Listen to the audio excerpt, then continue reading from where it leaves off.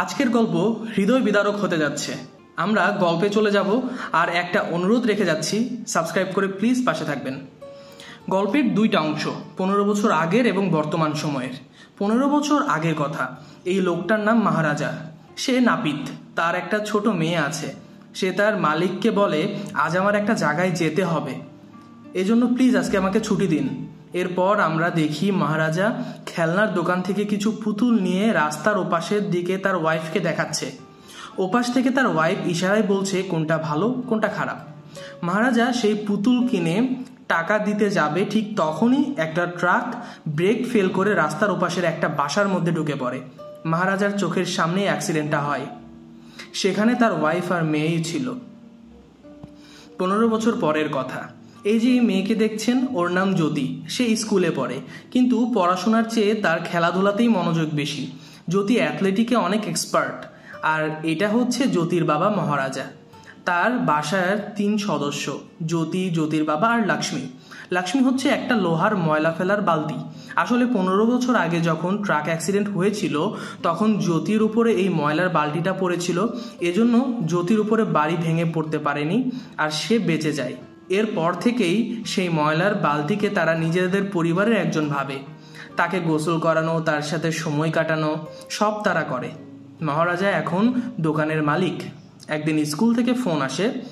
মহারাজা স্কুলে গেলে তার সামনে জ্যোতিকে অপমান করা হয়। বলা হয়, আপনার মেয়ে ব্যাগে মদের বোতল রেখেছিল, তাকে টিসি দিচ্ছি, এসব যা তা বলে গালিগালাজ করতে থাকে প্রিন্সিপাল। ঠিক তখনই স্কুলের একটা ম্যাডাম এসে একটা ভিডিও দেখায়। সেই ভিডিওতে দেখা যাচ্ছে একটা ছেলে জ্যোতির ব্যাগে বোতল ঢুকিয়ে দিয়েছে। তখন প্রিন্সিপাল ছেলেটাকে রাগারাগি করে আর দুজনকেই বেরিয়ে যেতে বলে। কিন্তু এখানেই বাধে বিপদ। মহারাজা বলে, স্যার আমার মেয়ের দোষ নাই, আপনি ওকে সরি বলুন। প্রিন্সিপাল রেগে যায়। মহারাজা বলে, স্যার আপনি ক্ষমা চান, স্যার সরি বলুন। তখন অনেকে এসে মহারাজাকে ওখান থেকে টেনে হিঁচড়ে নিয়ে যাওয়ার চেষ্টা করতে থাকে, কিন্তু সে একটা লোহার রড ধরে রাখে আর বলতে থাকে, সরি বলুন স্যার। আর এইদিকে মহারাজার চোখ লাল হয়ে যায়, তাকে সরানো যাচ্ছে না। তখন জ্যোতি বলে, স্যার সরি বলে দিন, না হলে আমার বাবা কাউকে ছাড়বে না, প্লিজ স্যার সরি বলুন না। তখন প্রিন্সিপাল ঘাবড়ে গিয়ে সরি বলে, ক্ষমা চেয়ে নেয়। মহারাজা শান্ত হয় আর জ্যোতিকে নিয়ে চলে আসে বাসায়। মহারাজা এমনই, সে তার মেয়ের জন্য যে কোনো কিছু করতে পারে। জ্যোতি খেলায় অনেক ভালো, এজন্য স্কুল থেকে সে 5 দিনের জন্য ক্যাম্পে যাচ্ছে। জ্যোতি তার বাবাকে বলে, বাবা তুমি ঠিক মতো খাওয়া দাওয়া করো, নিজের খেয়াল রেখো, লক্ষ্মীকে দেখে রেখো, আমি ক্যাম্পে যাচ্ছি, তোমার চিন্তা করতে হবে না। এই বলে জ্যোতি ক্যাম্পে চলে যায়। মহারাজা সেলুন থেকে বাসায় আসে, কিন্তু তারপরেই আমরা দেখি মহারাজা মাটিতে পড়ে আছে, ঘরের সব কিছু এলোমেলো। মহারাজা উঠে আর এরপরে সে পুলিশ স্টেশনে যায়। সেখানে গিয়ে অপেক্ষা করতে থাকে অফিসারের। তখন সেখানে থাকা এক কনস্টেবল বলে, কি হয়েছে, কোনো সমস্যা, কেন এসেছো? মহারাজা বলে, স্যার একটা এফআইআর লিখবো, আমার বাসায় চুরি হয়েছে। তখন পুলিশ বলে, ওকে বিস্তারিত বলো। মহারাজা বলে, আমি মহারাজা প্রতিদিনের মতো বাসায় যাই, চাবি দিয়ে তালা খুলি, এরপর ভিতরে ঢুকে ব্যাগ রাখি, এরপর ড্রেস চেঞ্জ করি। ঠিক এরপরেই আমার মনে হয় বাসায় কেউ আছে। সে আমার মুখ পেছন থেকে চেপে ধরে আর এরপরে একজন আমার মাথায় মারে। 3 জন ছিল হয়তো। তারপর আমি জ্ঞান হারিয়ে ফেলি।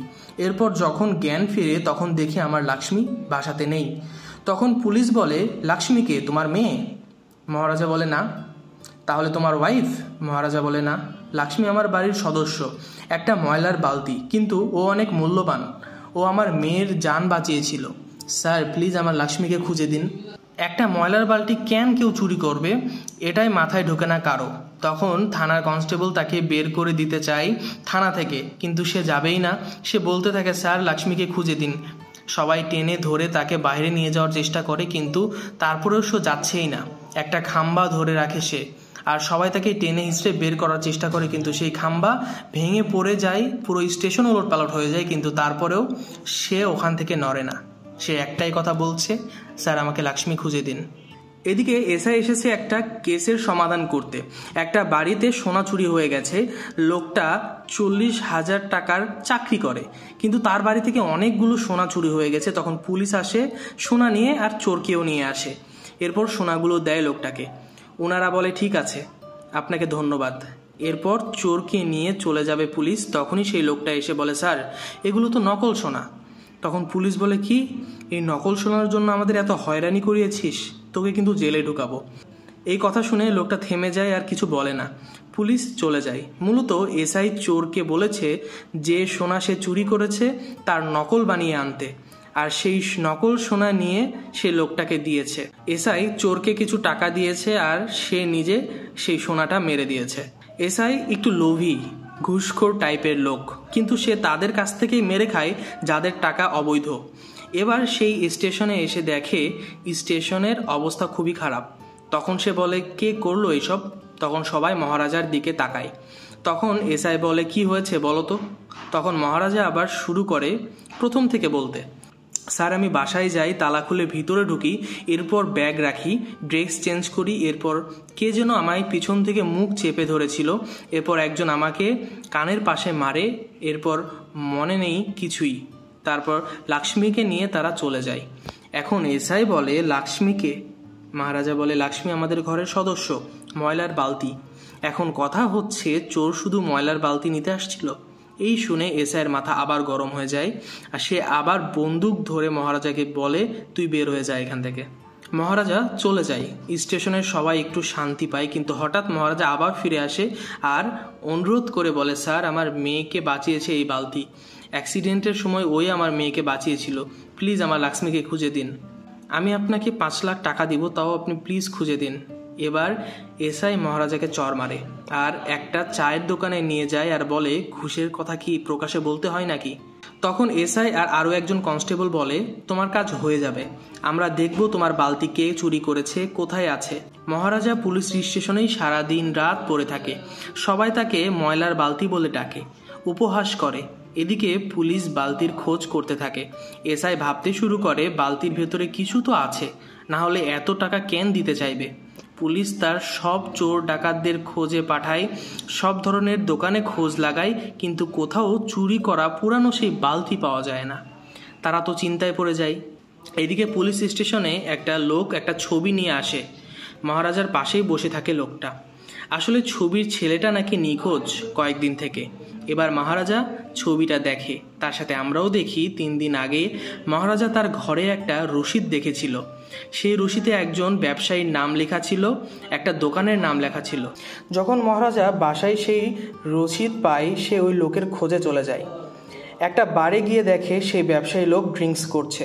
তখন মহারাজা বলে, স্যার আপনার গাড়ির সার্ভিসিং কে করেছিল? ঠিক তখনই ওইখানে একটা ছেলে আসে আর ওই লোকটাকে, ব্যবসায়ী লোকটাকে বেধড় মারতে থাকে আর বলতে থাকে, তোর গাড়ি থেকে আমি সানগ্লাস কিনিয়েছি, তুই আমাকে চোর বললি, তোকে মেরে ফেলে এবার তুই আমাকে খুনি বলতে থাকিস। তখন মহারাজা বুঝতে পারে এই ছেলেটা ওই লোকের গাড়িটাই সার্ভিস করেছিল, যার রসিদ সে নিজের ঘরে পেয়েছে। এবার ছেলেটার পিছু করে মহারাজ। এরপর একটা ফ্যাক্টরিতে আসে সে, সেখানে ওই ছেলেটার কয়েকজন লোক মহারাজাকে ধরে ফেলে। তখন ছেলেটা বলে, তোকে ওই দিন শেষ না করে অনেক বড় ভুল হয়ে গেছে, তোকে মেরে ফেলাই উচিত ছিল ওই দিন। তখনই মহারাজা পকেট থেকে খুর বের করে নেয়, যেটা দেশে চুল দাড়ি কাটত, আর সবাইকে মারতে থাকে, কারো হাতে, কারো পায়ে, কারো গলায়, এভাবে সবাইকে মেরে সে আসে ওই ছেলেটার কাছে। তাকে একটা ধারালো জিনিসের মধ্যে ঢুকিয়ে দেয় আর বলে, বল তোর সাথে কে কে ছিল সেদিন? ছেলেটা বলে, আমি বলে দিলে তো সে আমাকে মেরে ফেলবে, আর না বললে তুই আমাকে মেরে ফেলবি, তাহলে আমি কিছুই বলবো না। তখন মহারাজা আরও জোরে চাপ দেয় ছেলেটাকে, তার আঘাত লাগে। সে বলে, তোর বাসায় যে ছিল তাদের মধ্যে একজনকে তুই চিনিস। এরপর ছেলেটা মহারাজার পায়ে একটা লোহা ঢুকিয়ে দেয় আর বাইকে করে ওখান থেকে পালিয়ে যেতে থাকে। মহারাজা একটা চাপাতি দিয়ে তার মাথাটা শরীর থেকে আলাদা করে দেয়। এই কাজ করার পর মহারাজা আসে স্টেশনে এফআইআর লেখাতে। তার জানতে হবে বাকি দুজন কে ছিল। সে পুলিশকে টাকা দিতে চেয়েছে এজন্যই যেন সে জানতে পারে ওই দিন রাতে 2 জন কে কে এসেছিল তার বাসায়। যেহেতু চুরির কথা হচ্ছে, তাহলে 15 বছর আগের একটা চোরের সাথে পরিচিত হই চলুন। একটা বাসায় 2 জন লোক ঢুকেছে। তারা বাসার সব সোনা, টাকা, ফোন সব কিছু নিয়ে নেয়। বাসায় থাকা মা মেয়েকে তারা বেঁধে রেখেছে। এখন সব নিয়ে নেওয়ার পর সেলভাম বলে, তোরা আমাদের মুখ দেখে ফেলেছিস, এখন তোদের তো বাঁচিয়ে রেখে লাভ নেই। তখন মেয়েটির মা বলে, আমার রান্নাঘরে 25,000 টাকা লুকানো আছে, আমার গলায় মঙ্গলসূত্রের মালা আছে, আমার শাশুড়ির মঙ্গলসূত্রের মালা আছে, এগুলো নিয়ে নাও, কিন্তু আমাদের প্লিজ ছেড়ে দাও। তখন সেলভাম বলে, না, এটা তো হতে পারে না। তখন সেলভামের সাথে থাকা সহযোগী সেলভামকে বলে, বস, কাজটা সেরে ফেলি না, অনেক দিন ভালো মন্দ কিছু খাওয়া হয় না। সেলভাম বলে, যা। তখন ছেলেটা ওই মেয়েটাকে টেনে নিয়ে যায় ঘরে, আর তার মায়ের চোখের সামনে মেয়েটাকে রেপ করে। একবার দুইবার না, কয়েকবার। সেলভাম বাইরে বসে খাবার খেতে থাকে, আর আসার সময় সেই বাড়িটা আগুন লাগিয়ে দেয়। সেলভাম এরপর বাসায় আসে। সে বিবাহিত, তার একটা ছোট মেয়েও আছে, আম্মু নাম তার। আম্মুর পিঠে ঘা হয়েছে। সেলভাম এসে সেই ঘাটা পরিষ্কার করে দেয় আর ব্যান্ডেজ লাগিয়ে দেয়। এরপর তার বউকে বলে, চলো আজ আমরা শপিংয়ে যাই, 2 দিন পর মেয়ের জন্মদিন, ওর জন্য কিছু কিনে আনি। তখন সেলভাম তার ওয়াইফকে আর মেয়েকে নিয়ে যায় জুয়েলারির দোকানে। সেখানে গিয়ে তারা আম্মুর জন্য মালা পছন্দ করতে থাকে। তখনই একটা সুন্দর মালা তাদের পছন্দ হয়, লাল ডায়মন্ডে বানানো, একদম ইউনিক। তখন সেলভাম বলে, এটাই আমি নিব, আম্মুর জন্য এটাই অনেক সুন্দর হবে। সেই মালাটা অর্ডার দিয়ে দেয় সেলভাম। 2 দিন পর ঠিক আম্মুর জন্মদিনের দিনই ওই মালাটা হাতে পাবে সে। বাসায় এসে রাতে ঘুমানোর সময় সেলভামের ওয়াইফ বলে, আমাদের বাজেটের মধ্যে নিলে হতো না, এত খরচ করার কি দরকার ছিল, এত দামি জিনিস নেওয়ার কি দরকার। তখন সেলভাম বলে, আমি আমার মেয়ের কোনো কিছুতে কমতি রাখবো না, ও যাই চাই তাই আমি দেব, যেভাবেই হোক। 2 দিন পর আম্মুর জন্মদিন, মহল্লায় বড় আয়োজন করা হচ্ছে। সেলভামের ওয়াইফ ফোন দেয় সেলভামকে আর বলে, তুমি আসার সময় মালার সাথে পূজার জিনিসপত্র নিয়ে এসো আর চুলদারি কামিয়ে এসো, মেয়ের জন্মদিন বলে কথা। তখন সেলভাম মালা নিয়ে যায় একটা দোকানে চুলদারি কাটার জন্য, আর এই দোকানটা ছিল সেই দোকান যেখানে মহারাজা কাজ করত। সেলভাম বসে, মহারাজা তার দাড়ি ট্রিম করতে থাকে, আর তখনই ট্রিমারের ব্যাটারি শেষ হয়ে যায়। তখন মহারাজা বলে, আপনি বসুন, আমি একটা ব্যাটারি নিয়ে আসছি। সেলভামের সেই ছেলেটা ফোন দেয় সেলভামকে আর বলে, বস দেখেন, আমাদের ব্যাপারে পেপারে লিখেছে, পুলিশ নাকি আমাদের খুঁজছে। তখন সেলভাম বলে, আরে ব্যাপার না, ওরা আমাদের মাঝে মাঝে টোপ দেয়, আমাদের কয়েকদিন কাজ থেকে বিরতি নিতে হবে, আর এইসব কথা সবার মধ্যে বলিস না। ঠিক তখনই সেলভাম পিছনে ফিরে দেখে মহারাজা দাঁড়িয়ে আছে। এরপর মহারাজা সেলভামের দাড়ি চুল কেটে দেয় আর 20 টাকা নেয়। সেলভাম বেশি দিতে চাইলেও সে নেয় না। এরপর সে বাসায় চলে আসে। ঠিক তখনই তার ওয়াইফ বলে, তোমার মেয়ের মালা কোথায়, পরিয়ে দিতে হবে তো। তারা পুরো বাসায় খুঁজতে থাকে, মালাটা সে দেখে না। সেলভাম বুঝতে পারে সে হয়তো সেলুনেই মালাটা ফেলে রেখে এসেছে। এদিকে মহারাজা তার দোকানে সেই মালাটা খুঁজে পায়, ভাবে এই মালাটা সেই লোকটাকে দিতে হবে। ওই লোকটার মেয়ের জন্মদিন, বাসায় অনুষ্ঠান আছে, ফোনে কথা বলার সময় সে সেটা শুনেছে, এজন্য সেই মালাটা নিয়ে সে বেরিয়ে পড়ে। এদিকে সেলভামও বাইরে আসে। তখন সে দেখে মহারাজাকে, আর ঠিক তার পেছনেই দেখে পুলিশ। সেলভাম ভাবে মহারাজা পুলিশ নিয়ে এসেছে তাকে ধরিয়ে দেওয়ার জন্য। মহারাজা দাঁড়িয়ে যায়। তখন পুলিশ আসে আর সেলভামকে ধরে ফেলে। সেলভামের সেই ছেলেটা বন্দুক বের করে আর পালাতে গেলে পুলিশ তাকে গুলি করে মেরে ফেলে।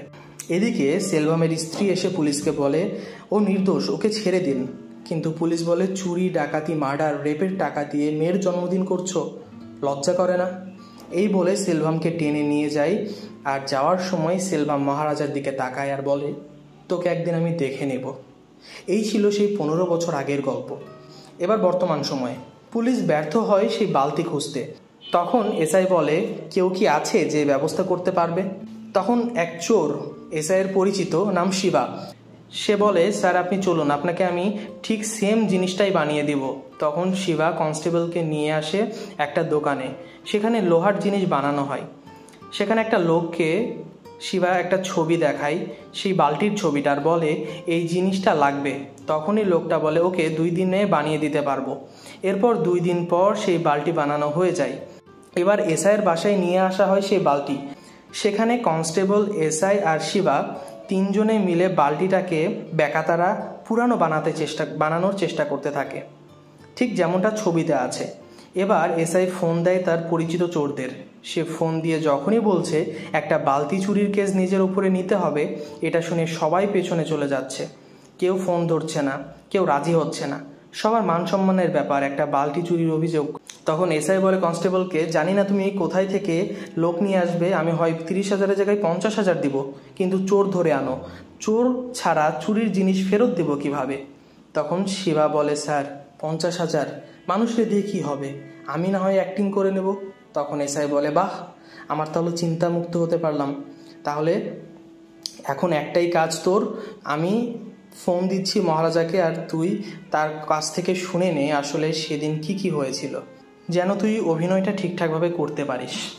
এবার থানায় থাকা এক পুলিশ মহারাজাকে ডাকে আর বলে, বলো তোমার গল্প, আমি এফআইআর লিখছি শুরু থেকে একদম শেষ পর্যন্ত।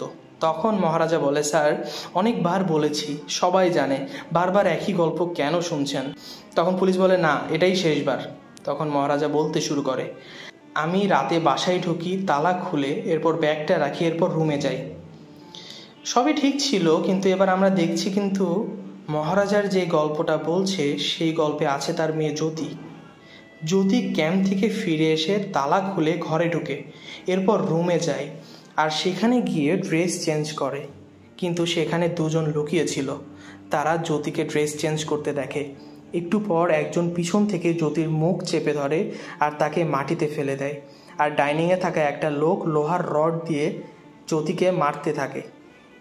এই লোকটা হচ্ছে সেই লোক যে 15 বছর আগে জেলে গিয়েছিল, আর বাকি দুজনের মধ্যে একজন যাকে মহারাজা মেরে ফেলেছে, আর একজন হচ্ছে শিবা নিজে, অর্থাৎ যে এখন গল্পটা শুনছে। মহারাজা আগের মতোই বলে তার লক্ষ্মী চুরি হয়ে গেছে, কিন্তু এবার আমরা জানতে পারি আসল ঘটনা। ওই রাতে মহারাজা তার মেয়ের জন্য জুতা নিতে দোকানে গিয়েছিল, সেখানে ছিল না জুতাটা, এজন্য সে অপেক্ষা করছিল। এদিকে জ্যোতি বাসায় চলে আসে একটু আগেই, সেখানে ওই 3 জন অপেক্ষা করছিল, তারা মহারাজাকে মারার জন্য এসেছিল, কিন্তু সেখানে জ্যোতি চলে আসে। জ্যোতি আহত অবস্থায় মাটিতে পড়ে আছে, 3 জন দাঁড়িয়ে অপেক্ষা করছে মহারাজার জন্য। শিবা সেই ছেলেটা বলে, বস অনেকদিন কচি জিনিস কপালে জোটে নাই, মেরেই ফেলবো, একটু কাজে লাগাই নেই এই জিনিসটারে। তখন সেলভাম বলে, যা তোরা। এরপর শিবা আর সেই ছেলেটা পালাক্রমে কয়েক দফায় জ্যোতির ওপর অত্যাচার করতে থাকে। জ্যোতি প্রথমে চিৎকার করছিল, কিন্তু একটা সময় তার শরীর নিস্তেজ হয়ে পড়ে। তখনও মহারাজা বাসায় আসেনি। সেলভাম বলে, চল আজ এখান থেকে যেতে হবে, অনেক দেরি হয়ে গেছে। তখন শিবা বলে, বস আরও একটা বার করে আসি না, অনেক মজার। এটা বলে সে আবারও যায়। এরপর তারা চলে আসে সেখান থেকে। কিছু সময় পর যখন মহারাজা জুতা নিয়ে বাসায় আসে, সে এসে দেখে তার মেয়ে মাটিতে পড়ে আছে, রক্তাক্ত তার পুরো শরীর। মহারাজা তাকে নিয়ে দৌড়ে হসপিটালে যায়। সেখানে 3 দিন অজ্ঞান অবস্থায় ছিল জ্যোতি। হসপিটালে বসে মহারাজা প্রার্থনা করছিল তার মেয়ের জন্য। এরপর তার জ্ঞান ফিরলে জ্যোতি বলে, বাবা তুমি তো আমার জন্য সব কিছুই করতে পারো, কিন্তু আমি একবার ওই তাদের সাথে কথা বলতে চাই, তাদের কাছ থেকে আমি নিজে শুনতে চাই, তাদের চেহারাটা দেখতে চাই। এরপর মহারাজা ভাবে যারা এই কাজ করেছে তাদের বেঁচে থাকার কোনো অধিকার নেই, তাই সে লক্ষ্মীকে হারিয়ে যাওয়ার কথা বলে পুলিশকে, যেন পুলিশকে কাজে লাগিয়ে সে 3 জনকে খুঁজে পেতে পারে। আর লক্ষ্মী হসপিটালে জ্যোতির কাছেই আছে। ফোনে গল্প শুনে শিবা ধারণা করতে পারে মহারাজা আসলে কোন লোক। তখন সে ফোন দেয় সেলভামকে। সে বলে, সেলভাম ওই লোক আমাদের খোঁজার চেষ্টা করছে। তখন সেলভাম বলে, তুই আমাকে ফোন দিবি না, লুকিয়ে যা। এদিকে এসআই বলে, কাল সকাল সকাল আমাদের যেতে হবে, শিবা তুমি রেডি থেকো। পরদিন এসআই ফোন দেয় মহারাজাকে। সে বালতি নিয়ে চোর শিবাকে নিয়ে কনস্টেবলকে নিয়ে আসে মহারাজার বাসায়। এরপর মহারাজাকে বলে, এই নাও তোমার বালতি, আর বলে চোর কিভাবে চুরি করেছে সেটা আমরা এখন শুনবো। শিবা বলতে থাকে। তখন মহারাজা বলে, স্যার আমি ওকে একটু জড়িয়ে ধরতে চাই। তখন মহারাজা শিবাকে জড়িয়ে ধরে আর দেখে পিঠে একটা টিউমার আছে। জ্যোতি তার বাবাকে বলেছিল তাদের মধ্যে একজনের পিঠে টিউমার আছে। শিবা দেখায় সে কিভাবে মুখ চেপে ধরেছিল পেছন থেকে। এরপর মহারাজা লোকটাকে বলে, আচ্ছা তোর বয়স কত? শিবা বলে, 54 বছর হবে। মহারাজা বলে, তোর একবারও কিছু মনে হলো না? শিবা বলে, সুন্দর ছিল, হয়ে গেছে, এখন কি করা যাবে? তখন এসআই বলে, মহারাজা চোরের এখন কি করা যায় তুমিই বলো। মহারাজা বলে, ছেড়ে দিন স্যার, আমার জিনিস তো আমি পেয়ে গেছি। তখন এসআই বলে, ছেড়ে দিব? অপরাধ করলে ছেড়ে দিতে হবে, চুরি করলেও ছেড়ে দিতে হবে?